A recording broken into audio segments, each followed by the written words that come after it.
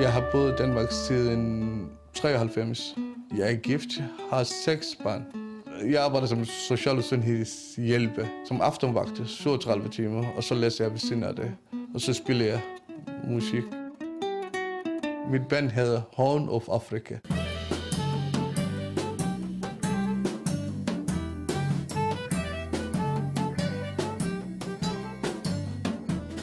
Hele resten af min familie spiller jo musik, altså. Det gør jeg også. Det bliver naturligt. Det gør også mine børn.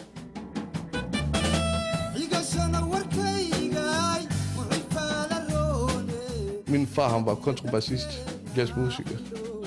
Min mor var violinist. Mine 2 store brødre var også rockmusik. Altså, jeg er født med det.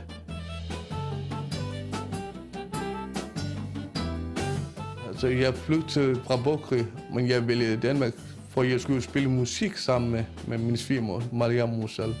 Der boede hun her i Aarhus, altså her i Gellerup, og så har hun flyttet til London for at skabe mere arbejde.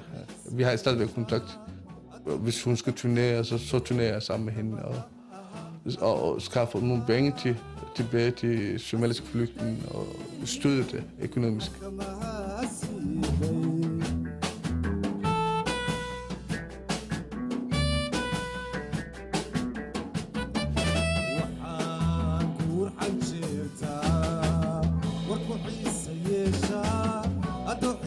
Når jeg spiller musik, så jeg slapper af. Jeg nyder det, når jeg spiller musik. Jeg kan ikke forestille mig liv uden musik. Man bliver lettet, ja.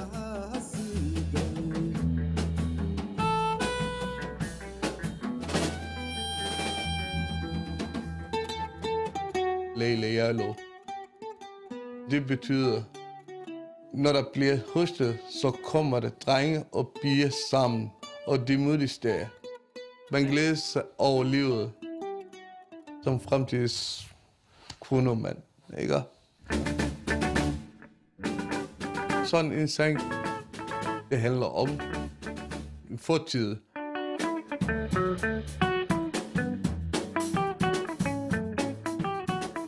Men det håber jeg, at det kunne blive fremtiden også.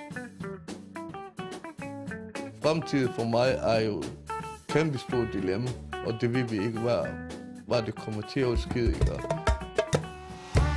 Musikken tager jeg med i fremtiden. Og det er det, der giver mig glæde.